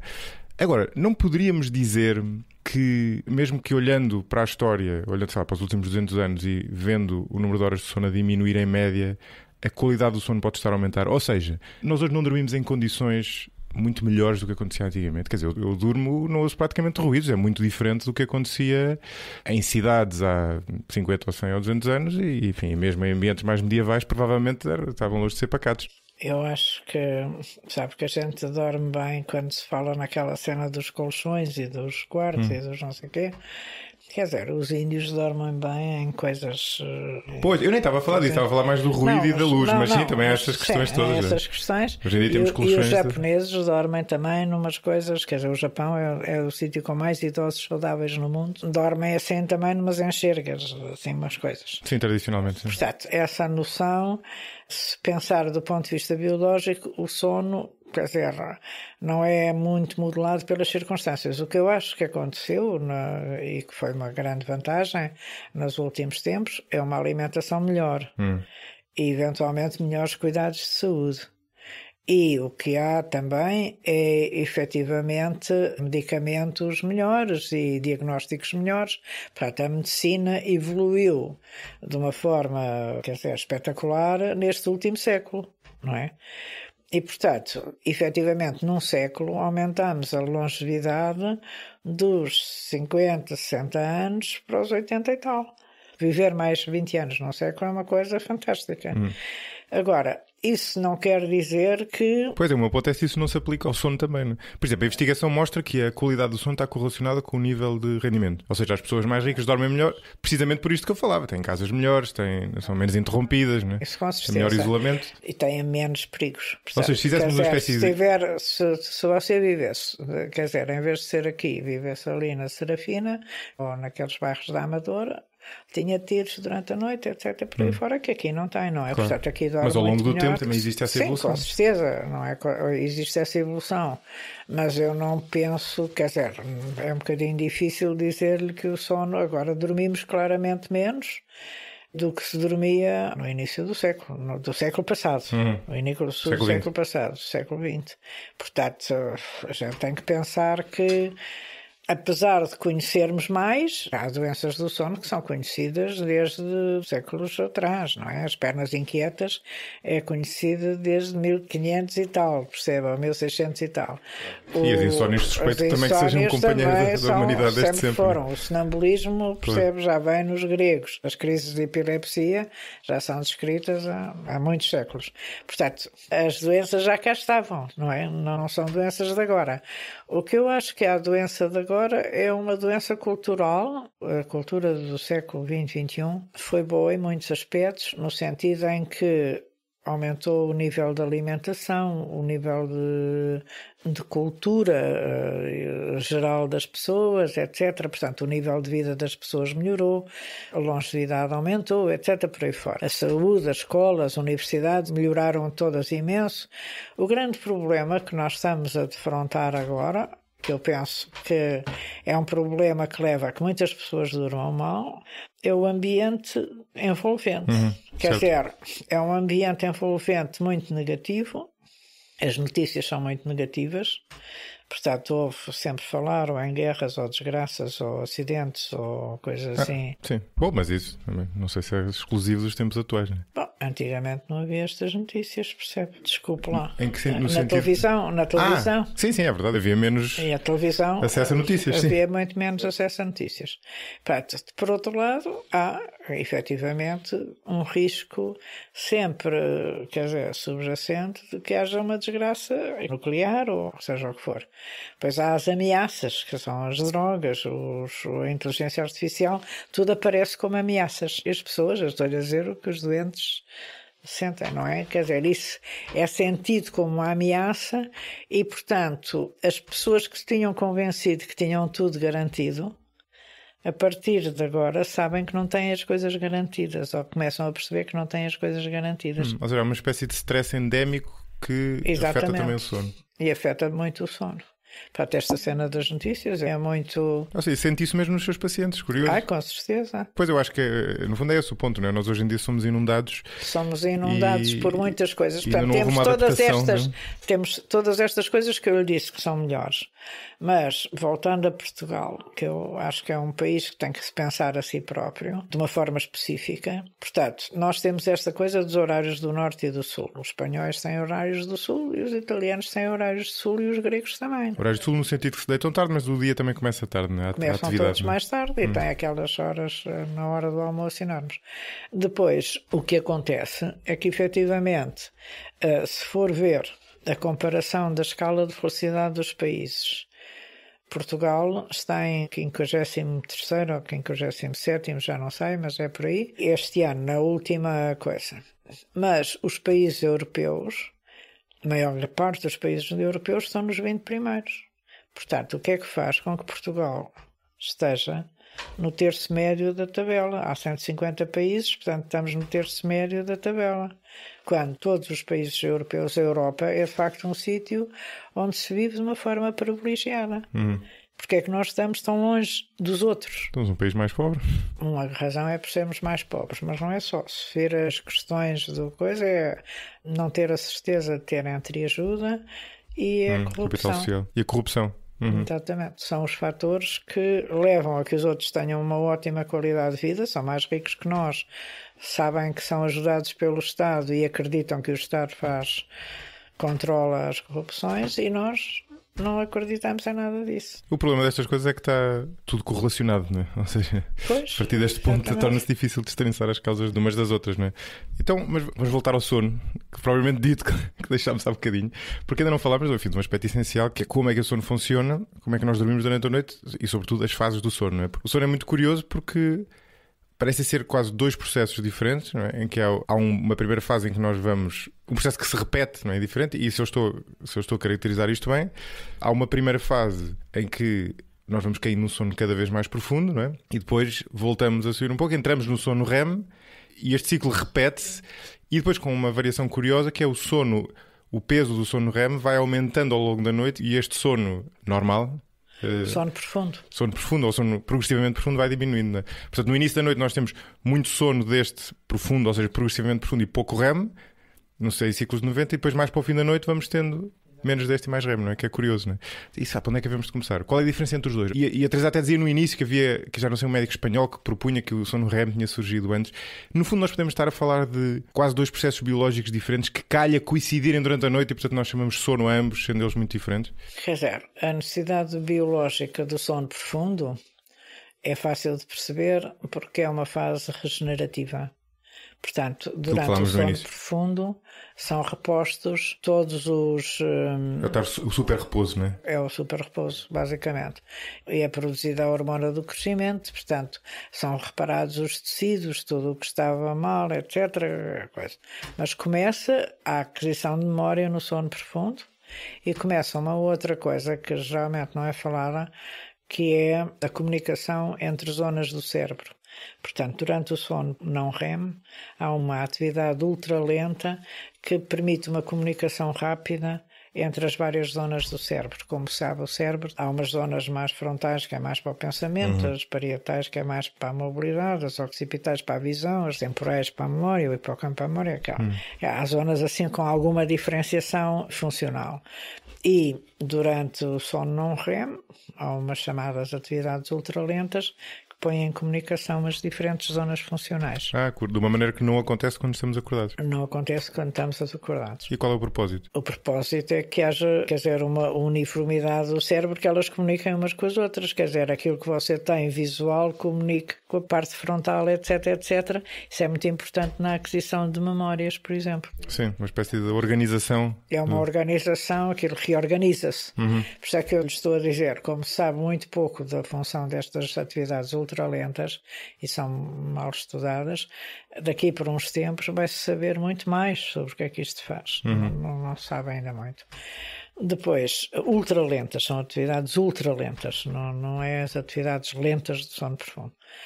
Mas desculpa, o que é que quer dizer ultralentas São coisas, quer dizer, de muito baixa frequência no tempo. Tem que ver com as ondas, ok. Tem que ver com as ondas, quer dizer, em termos de frequência, são quase frequência baixa, frequências de EC muito perto da frequência. Eu tenho a ideia que são de amplitude elevada, mas frequência baixa, não é? Muito baixa, que é ultralenta. Depois, no sono profundo, portanto, é no fundo aquilo que eu lhe dizia do super repouso. O sono REM é o garante da nossa sobrevivência, em meu entender. E, portanto, ter sono REM é porreiro. Porquê é que é o garante da nossa sobrevivência? Porque ele, de facto, é um sono paradoxal, no sentido real do termo. Estamos muito ativos, não é? Em termos mentais. Exato. Porque sonhamos, não é? Mas os temos físicos sonhos, estamos paralisados, não é? Portanto, mas aí estamos não paralisados, não nos conseguimos mexer. E todo o corpo, nós não nos conseguimos mexer, mas tudo anda. Quer dizer, o coração acelera e desacelera, a respiração torna-se rápida, etc. por aí fora, e a cabeça está razoavelmente mais ativa. Não está tão ativa como durante a vigília, mas está ativa. E os olhos andam de um lado para o outro. Portanto, nesse sono REM, quando nós sonhamos, e indo agora para os sonhos, para já sabe-se que o sono REM é essencial para três coisas: a aquisição de memória, portanto, o fortalecimento da memória, a aprendizagem e a parte de inovação. Criatividade. E o equilíbrio emocional também, não é? Não está associado a... E o equilíbrio emocional, portanto, as nossas emoções. Isso tem tudo a ver com os sonhos. Portanto, pensa-se que o REM é o nosso homeostato emocional. É ele que nos põe as emoções mais ou menos em equilíbrio. Você não fica nem muito irritado, nem muito triste, nem muito ansioso. Quer dizer, o REM... E daí os sonhos serem, de certa forma, quase um reorganizar de experiências que a pessoa teve. Sim, mas não são só isso. Eu costumo dizer ou explicar aos doentes que os sonhos são nossos amigos. E são nossos amigos. Portanto, os sonhos servem para os animais nascituros, não é? Portanto, os bebés recém-nascidos, os passarinhos que saem do ovo, os animais que saem da barriga das mães, etc. por aí fora, os cães, os gatos, as cabras, essa bicharada toda, têm dentro do ventre das mães deles ou dentro do ovo muito sono REM.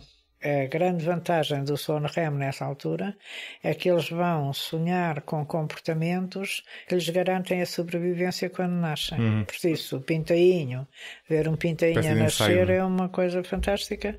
Eles saem do ovo assim meio molhados, tchuca, depois lá se e depois, passado pouco, lá se secam e depois começam rapidamente a depenicar em volta.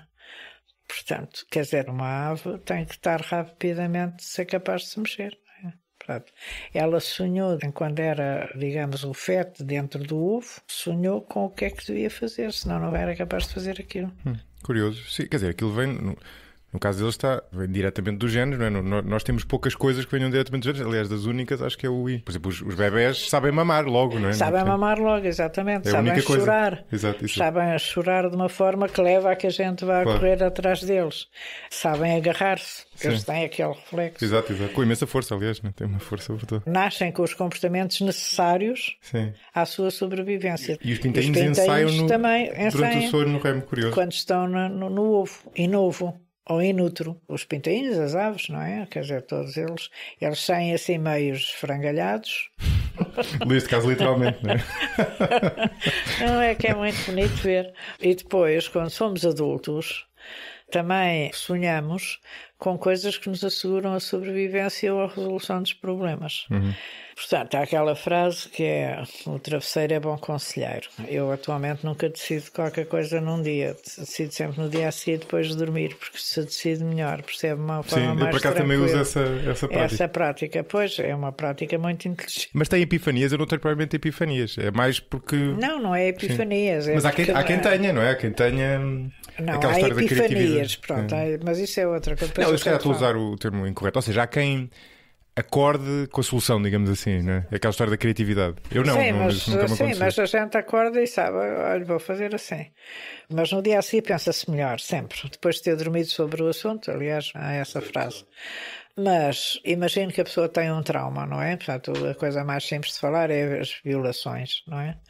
A pessoa vai sonhar com um agressor que não é necessariamente o agressor que a agrediu, não é de certeza, nem o fenómeno é a violação que sofreu exatamente em sentido físico, é uma coisa parecida. E ao sonhar com isso, está a arranjar estratégias de sobrevivência para garantir que ultrapassa o problema. E, portanto, os sonhos são assim, quer dizer, o sonhar com uma coisa a seguir a um trauma é positivo e pode servir para a resolução do problema. É evidente que depois há aqui assim um ponto de viragem em que o pesadelo se torna ele próprio problema, não é? Recorrente, e, não é? portanto, o pesadelo recorrente com aquela coisa quer dizer que a pessoa não resolveu o problema, mas, nesse sentido, os sonhos são, quer dizer, mecanismos importantes para a nossa sobrevivência e para a nossa resolução de problemas, não é? Sim. Portanto, há aquelas coisas das obras que foram descobertas a dormir, a sonhar, etc. por aí fora, são inúmeras. Não é? Sim. Era disso que eu falava, infelizmente nunca me aconteceu. Estou à espera do dia em que tenho uma epifania desse género. E nós falámos da diferença entre o sono não REM e REM. E pronto, já explicou que eles têm funções diferentes, mas eu ainda não consigo perceber porque é que a porção de cada um muda ao longo da noite, não é? Porque é que nós começamos mais com não REM e menos com REM? Porque um tem que ver com a homeostase do corpo e o outro tem que ver, se calhar, com o ritmo circadiano. Sim, tem uma resolução mais de sobrevivência. O REM. O REM, mais cognitiva, mais emocional. Mais cognitiva. E mais emocional, portanto é bom que a gente acorde com aquela atrapalhada toda cá em cima. E diga uma coisa, já foi feita alguma investigação sobre os efeitos da privação de cada um? Sim, isso já foi feito muito. A privação do sono profundo vai dar um rebound, de ambos dá um rebound. Portanto, eles são chamados os sonos nucleares. Isto tem muita importância porque há muitos psicofármacos ou fármacos para dormir que efetivamente afetam estes sonos. Pois, exato. Eu que sou muito sensível a isto, vejo sonos de pessoas com cheias de medicamentos e aquilo é um susto. Portanto, ambos, quando é privado, há um rebound a seguir. Rebound quer dizer, a pessoa tem mais sono profundo a seguir ou tem mais REM para compensar. Portanto, são tão importantes que são compensados. Curioso. Quer dizer, se você fizer uma privação só de sono profundo, a seguir tem mais sono profundo. E se eu, por exemplo, portanto, num dia em que eu tenho que acordar mais cedo e, portanto, tenho sobretudo abdicado de REM, na noite a seguir vou tender a compensar mais... Vai ter mais REM, provavelmente, se fez uma privação de REM, sim. Por acaso estava a lembrar de uma dúvida que eu tenho há muito tempo, que talvez esteja relacionada com isto duplamente, tanto pelo facto de termos mais REM no fim da noite, como pelo lado da compensação, que é, eu nas férias noto que tenho mais sonhos. Sobretudo notava isto antes das minhas filhas, porque infelizmente agora não consigo dormir tanto como dormia antes.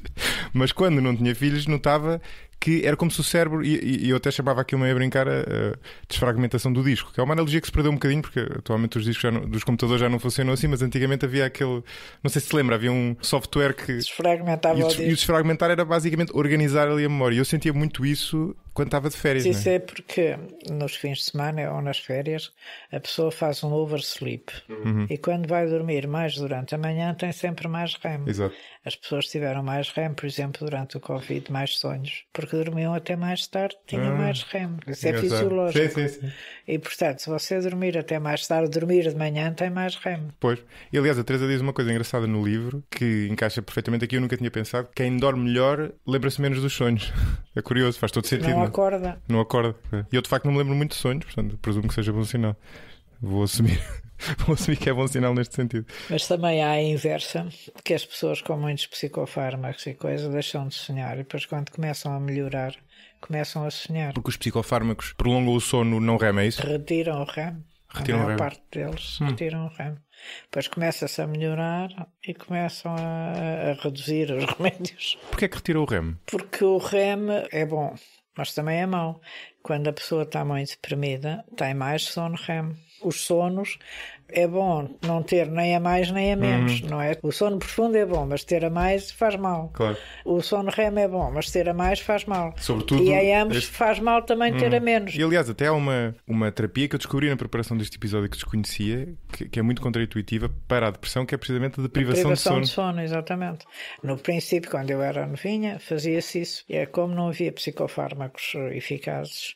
O primeiro tratamento para a depressão era fazer uma privação de sono, porque os indivíduos deprimidos, com depressões graves, as depressões chamadas depressões major, têm longos episódios de REM. Aquilo é um susto de ver.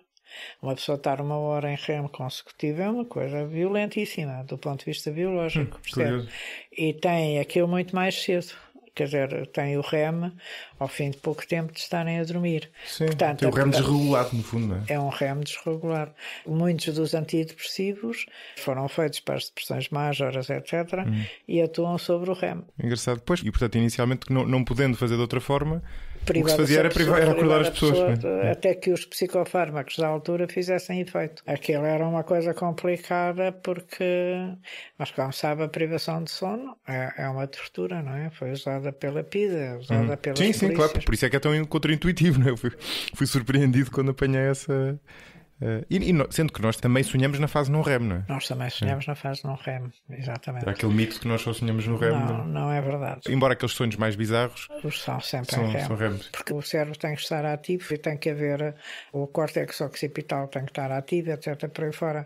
Se aquilo estiver muito lento, o córtex occipital não funciona, não é? A gente tem que estar a ver as coisas. E a bizarria dos sonhos tem a ver com a inibição do córtex frontal. Pois, exatamente. Ou seja, nós temos outras partes do cérebro muito ativas, mas o córtex frontal está out. Sim, e portanto não faz aquela validação de ser. Está off. Está de férias, está a descansar, não é? E portanto não faz a validação daquelas situações completamente absurdas que a pessoa. Não é? Mas as pessoas acham isso muito aflitivo, quando isso no fundo é a característica normal dos sonhos. Se não fossem bizarros, não eram sonhos. Mas as pessoas acham isso aflitivo. Sim. Mas há um lado, portanto, se nós procurarmos uma função nos sonhos durante o sono REM, lá está, pode ter esse lado criativo, pode ter esse lado de estabilização emocional, esse lado de sobrevivência, de lidar com o passado, e esse lado de, eventualmente, com traumas, esse lado também nos preparar para o futuro. Por isso é que muitas vezes envolvem situações de perigo ou situações sociais.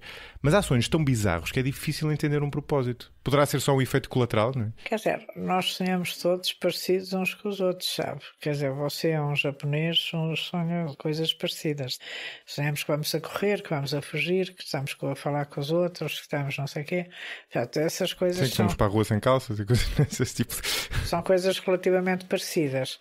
Quer dizer, os sonhos com as atividades profissionais exatas das pessoas, que é aquilo em que você ocupa mais o seu dia, não são assim muito frequentes. Quer dizer, os músicos podem sonhar um bocadinho mais com a música, as pessoas que têm dores crónicas sonham mais com sonhos que têm dor, etc. por aí fora, mas no fundo os sonhos são muito parecidos uns com os outros. Pois, nós somos muito mais parecidos do que às vezes gostamos de... Um senhor chamado Webb dizia que os sonhos serviam para garantir a identidade da espécie. Como assim? Portanto, nós sonhamos por sermos humanos.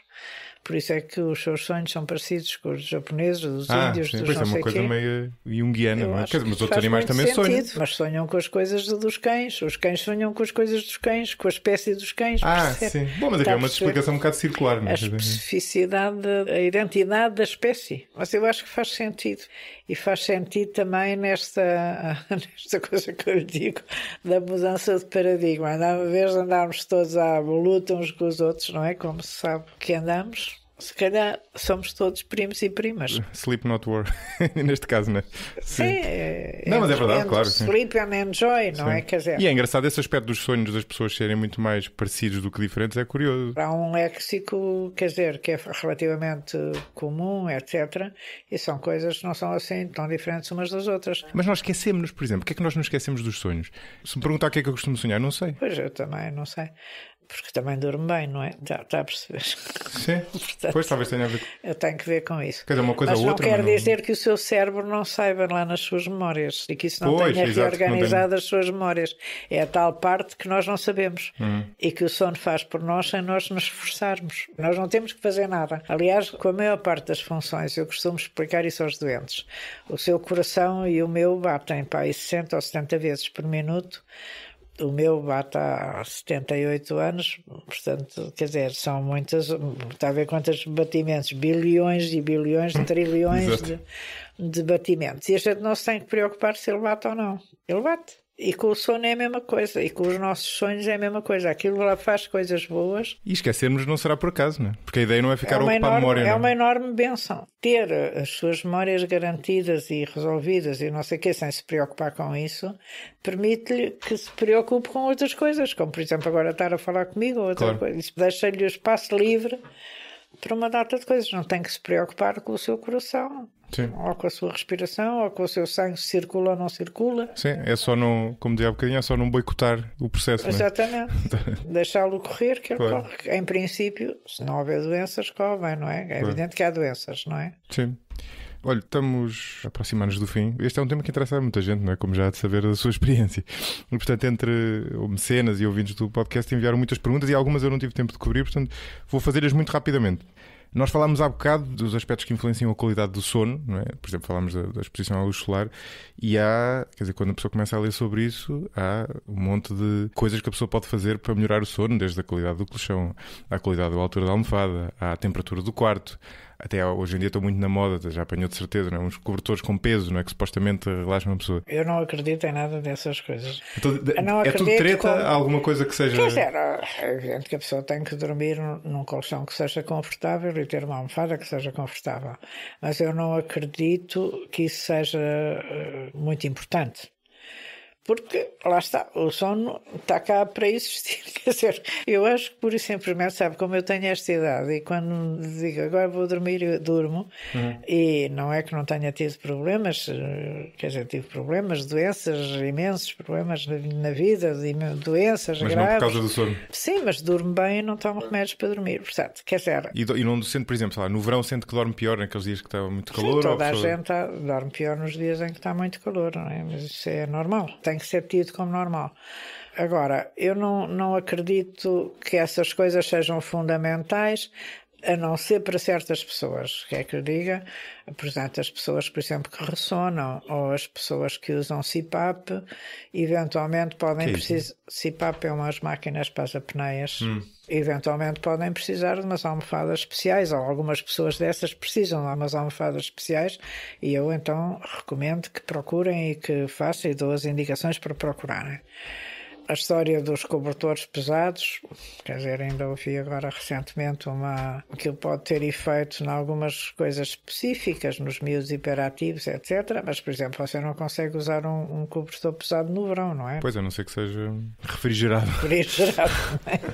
Quer dizer, há doenças que não aguentam cobertores pesados, as pernas inquietas, etc. Quer dizer, não aguentam algumas coisas respiratórias, não devem ser. Portanto, sempre que há recomendações universais, desconfie delas. Não existem recomendações universais. Graças a Deus somos diferentes uns dos outros. E sobretudo parece-me também que a sua outra implicação é que para pessoas normais, ou seja, não estamos a falar de casos patológicos, a gente dorme. É basicamente dormir. É basicamente não chatear o sono e dormir. Dormir simplesmente. De repente, atualmente, eu acho que isto é uma coisa bizarra e por isso eu escrevi esse livro. Quer dizer, as crianças em princípio dormem mal. Ora, de facto, o que é certo é que uma criança saudável em princípio dorme bem. Um bebê saudável em princípio dorme bem. Mas há um certo dormir mal que se calhar faz parte da natureza humana até certo ponto. Ou seja... Quer dizer, a gente dorme mal em determinadas circunstâncias não tem importância nenhuma. É como ter sede, não é? Há alturas do dia em que tenho sede, não é? Não estou sempre sem sede, não é? Sim, o sono não é igual todos os dias, não é? Varia de acordo com o que fazemos, não sei o quê. Mas, portanto, eu acho que se deixou... Reparo, qualquer cão ou qualquer gato dorme. Sim. Sim, eu não dormo, os seus cães dormem. Aliás, sem problemas. Eu não sei se não ouvi dizer isto a algures, não me lembro quem disse isto, mas era alguém também, enfim, médico do sono. Estava-se a discutir isto e a pessoa contava que tinha estado uma vez numa conferência e perguntavam ao público quem é que tem dificuldade em dormir. E toda a gente diz sim. E depois pergunta quem é que não tem dificuldade. E há um tipo que levanta a mão. E eu era o único a dizer: então, o que é que o senhor faz para dormir? E ele: não sei, durmo. Ele não sabia explicar, no fundo. Pois, com certeza, dormia. Mas quer dizer, a prevalência não é assim tão alta. Mas enfim, mas pronto. Não, se calhar isto estava, enfim, caracterizado. Estava caricaturado para efeitos. Caricaturado. Mas pura e simplesmente dorme-se. Sempre foi assim desde tempos imemoriais, não é? Claro. Portanto, pura e simplesmente se dormia e os animais pura e simplesmente dormem, não complicam. Os meus cães têm muito jeito para isso. Os meus também. Todos os bichos dormem bem. Portanto, não complicar é um bom conselho. Depois, o outro conselho é que a gente tem que estar ao ar livre, ter uns horários mais ou menos sensatos, não trabalhar de mais nem trabalhar de menos. E não trabalhar perto de ir para a cama, não é? Ou seja, o que eu sinto que se eu fizer trabalho intelectual... Quer dizer, o chamado pré-dormitum, não é? Portanto, antes de ir para a cama, estar sossegado. Ter horas para comer e alimentar-se em condições, fazer atividade física, que também não deve ser de mais nem de menos, não comer 2 horas antes de se deitar e divertir-se. Eu agora começo a dizer, divirtam-se. Divirtam-se e tenham hobbies em que usem as mãos e a cabeça. E depois há um outro enorme conselho que é relativizar. Não catastrofizar. É engraçado porque esta questão do sono pode gerar 2 comportamentos opostos, não é? Que é a pessoa não ter noção de que está a viver numa situação de privação e, portanto, que é meio patológica, e haverá muita gente nesse caso, não é? Ou seja, essas pessoas que dormem 5 horas quando... E acham que é normal. E o contrário também, que é as pessoas entrarem numa espécie de stress de estou a dormir de menos, não consigo dormir mais, não é? Que também é mau, não é? Sim, mas há que saber quando é que se deve ir ao médico, percebe? E o número de pessoas que deve ir ao médico é razoavelmente grande.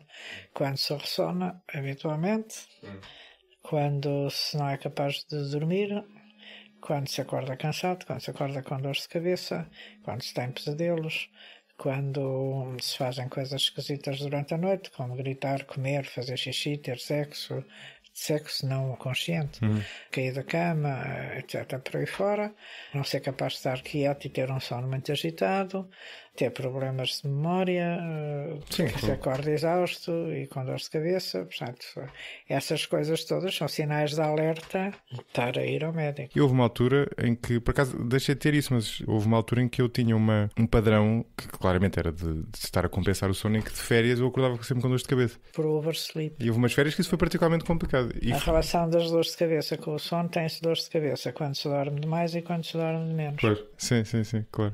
E medicamentos, ou seja, há muita gente, como sabe, não é, que toma... E quando eu digo medicamentos, muitas vezes estou a falar até aqui das coisas mais leves, suplementos de melatonina e coisas desse tipo.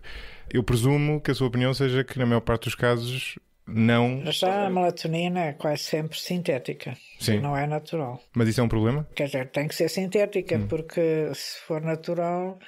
dos animais nós não podemos ter, porque é tirada do cérebro. Portanto, temos o risco do problema das vacas loucas. Exato. É melhor que a melatonina seja sintética, mas as pessoas tomam porque é natural, mas não é natural, é sintética. Depois a confusão entre o artificial, entre o natural. Estou a dizer esta coisa, a melatonina... É aquela velha coisa, é químico, não é químico? Não é químico, não é químico, é tudo químico. Claro. Mas pronto, outro dia tem uma analista química, eu não tomo químicos. Ai! É sério? Até me arrepiei. A água não é um composto químico. Mas pronto, essa coisa dos produtos naturais, atualmente, se quer que eu diga, começa a haver alertas em relação aos produtos naturais como podendo ser tóxicos, designadamente a valeriana, que é tão tomada. Começa a haver uma indicação da National Sleep Foundation que pode ter alguma toxicidade. E essa recomendação tem que ser dada. O que eu estou a verificar em termos dos produtos naturais, quer dizer, há uma diferença entre os produtos naturais e os produtos sintéticos. Sim. Os produtos ditos naturais, as pessoas dizem que não tomam remédios nenhuns e depois têm as alterações no eletroencefalograma que se costumam ver quando se toma benzodiazepinas. Portanto, o que é um aumento dos ritmos rápidos, sabe? Eu conheço o aumento dos ritmos rápidos, eu sou neurofisiologista também, e portanto, quer dizer, vejo EEGs de pessoas há 50 anos, não é? Portanto, quer dizer, isso conheço bastante bem. Percebe logo. E aquilo tem um padrão muito característico. E a gente começa a ver aquilo, então não toma remédios nenhum, não toma remédios nenhum, depois afinal tomam. E os ditos produtos naturais têm um número muito grande de compostos lá dentro. Já se vai ver a composição. E, portanto, a gente nunca sabe qual é o que faz aquilo e é impossível. Essa é a dificuldade dos produtos naturais, não é? Porque não são sintetizados. Não é? Aquilo, o que se sabe com ritmos rápidos no EEG durante o sono, o que eles fazem é dar alterações de memória e dar alterações na respiração durante o sono. Portanto, ter aquilo não é uma boa ideia. As pessoas têm que perceber que não podem fazer tudo e mais alguma coisa e que as coisas têm algumas consequências. Em relação aos remédios, há sempre eu digo isto porque tenho dados, não é? Há sempre uns reportes dos hábitos de medicação que a gente recebe das entidades oficiais, não é? E eu medico muito menos do que a maior parte dos meus colegas. Portanto, eu não dou benzodiazepinas, em princípio, quer dizer, a menos que a pessoa ande a tomar e não possa parar, e dou doses muito pequeninas de remédios. E nós temos tratamentos alternativos, não é? Quer dizer, uns dos quais são comportamentais. Pois, exato. É mudar os estilos de vida das pessoas. Claro. E as pessoas têm que se convencer que pequenas mudanças têm enormes resultados.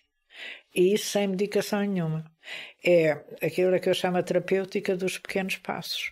E a terapêutica dos pequenos passos, quer dizer, mudanças pequenas nos horários de trabalho, mudanças pequenas nos hábitos de trabalho, mudanças não sei o quê, têm enormes benefícios e que têm que ser vistos e que têm que ser enquadrados. Até porque geram, imagino eu, um efeito cumulativo com o passar do tempo, não é? Sim, e a pessoa não está a tomar remédios, porque os remédios têm sempre efeitos acessórios. Quer dizer, faz pouco sentido que a maioria das pessoas tenha de tomar remédios, não é? Tem que tomar remédios, se calhar, para o colesterol, para a tensão, para essas coisas, mas para o sono... Sendo o sono... quer dizer, e Portugal não ser uma coisa é o país com a idade, europeu com a maior taxa de consumo de remédios calmantes e para dormir. Sim, sim. Portanto, é uma coisa completamente assustadora. Portanto, uma das coisas são mudanças comportamentais. Outras são terapias comportamentais ou psicológicas, que podem ser... Cognitiva ou comportamental, é isso? A terapia cognitiva ou comportamental, que lá é feita pela professora Helena Rebelo Pinto, ou terapias psicoterapêuticas. Eu tenho uma equipa com a professora Tânia Gaspar, a Fátima Vaz, etc. São muitos psicólogos, a Margarida Gaspar de Matos.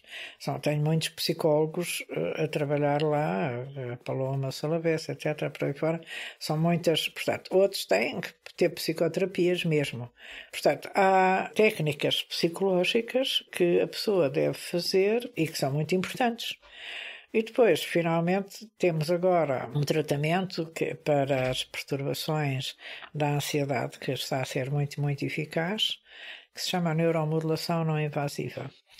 E a neuromodulação não invasiva é basicamente uma estimulação dos nervos periféricos das mãos e dos pés, que vai estabelecer uma harmonia entre o simpático e o parasimpático.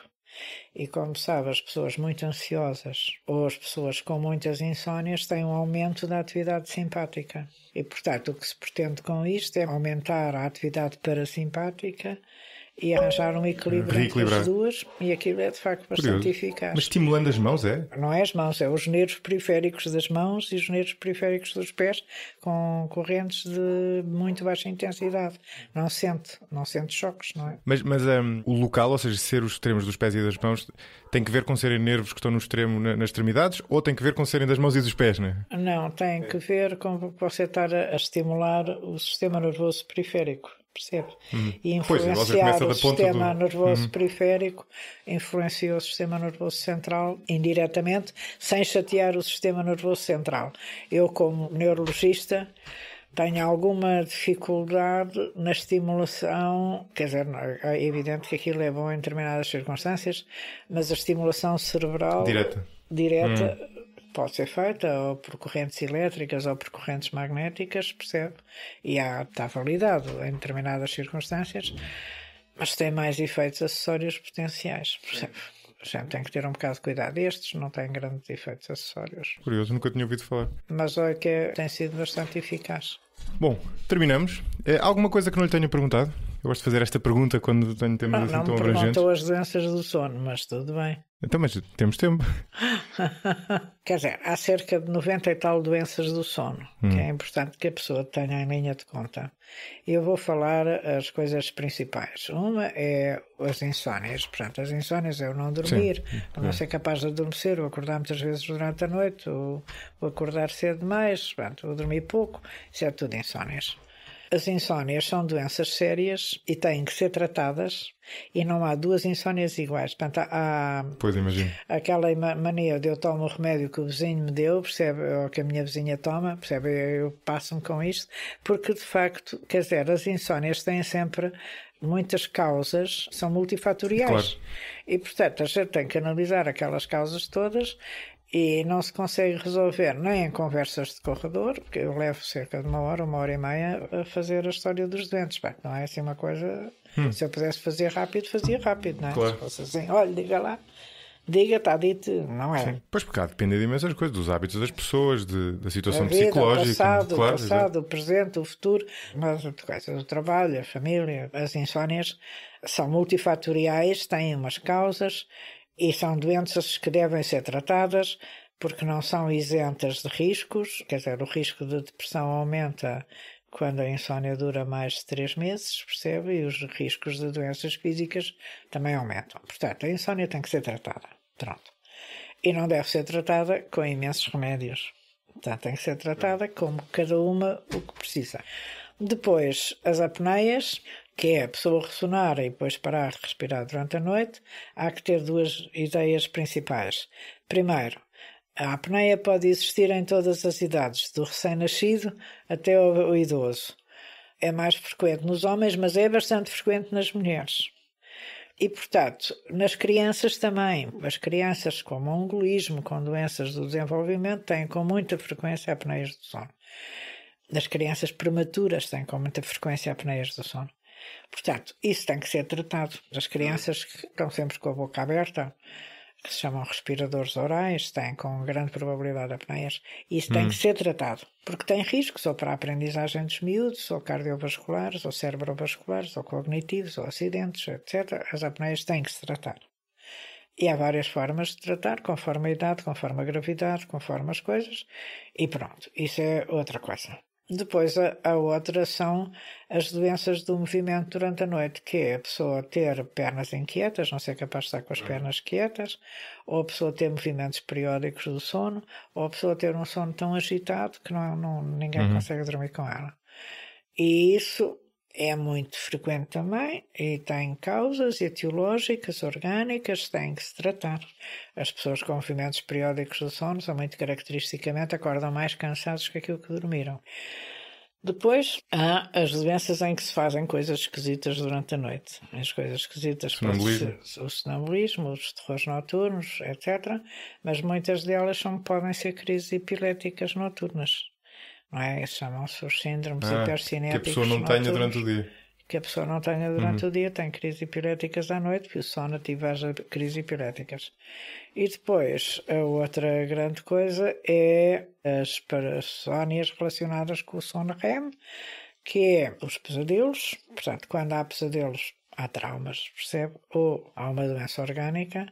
E os transtornos comportamentais de sono REM, que são mais em idosos, em que eles começam a sonhar, e mais em homens, eles começam a sonhar que estão a ser agredidos e pumba, dão uma carga de pancada em quem está a ver o lar, que geralmente é a mulher, e que fica com os olhos negros e não sei o quê. Nunca tinha ouvido falar disso. Nunca tinha ouvido, mas olha que é bastante frequente. Isso é uma alteração do sono REM. Então... É uma alteração do sono REM porque deixam de ter a atonia do REM, podem passar a mexer-se. Pois, exato. E fazem o que estão a sonhar. Ou seja, o que muda não é tanto o tipo de sonho que se está a ter, ou de pesadelo nesse caso, mas o facto de perderem o imobilismo, a paralisação. Os pesadelos não, eles estão a ser agredidos, geralmente não agridem. Não estão a agredir, estão a defender-se. Estão a defender a mulher e batem nela porque é quem está ao lado. Isso tem que ser tem que ser tratado porque é uma urgência, tem que ser tratado porque eles podem se magoar, cair da cama, etc. É sempre uma urgência. Gritar durante a noite, etc. Essas coisas. E depois há as chamadas sexónias, não é? Em que as pessoas têm comportamentos sexuais durante a noite, quer dizer, a dormir, E isso também carece de um diagnóstico etiológico e tratamento. Depois, há as alterações circadianas, que é os trabalhos por turnos, o atraso de fase, o avanço de fase, o ritmo em livre curso, etc., etc., que implicam, digamos, um diagnóstico etiológico feito com monitorizações durante vários dias para a gente ver o que é que se passa com eles. E têm que ser tratados também. Portanto, acho que já disse tudo. Na verdade, embora nós não tivéssemos falado das doenças, elas tocam em vários aspectos que nós fomos falando. Exatamente. E, sobretudo, tocam não só em vários aspectos, como nos vários tipos de fatores que afetam o sono, desde os fatores fisiológicos aos fatores sociais, aos fatores orgânicos. Psicológicos. E orgânicos. Sim, sim. Bom, doutora Teresa Paiva, muito obrigado. Nada.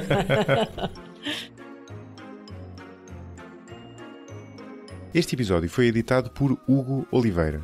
Ouça e veja outros podcasts em expresso.pt e veja como seguir o 45 graus em josemariapimentel.pt. Até ao próximo episódio.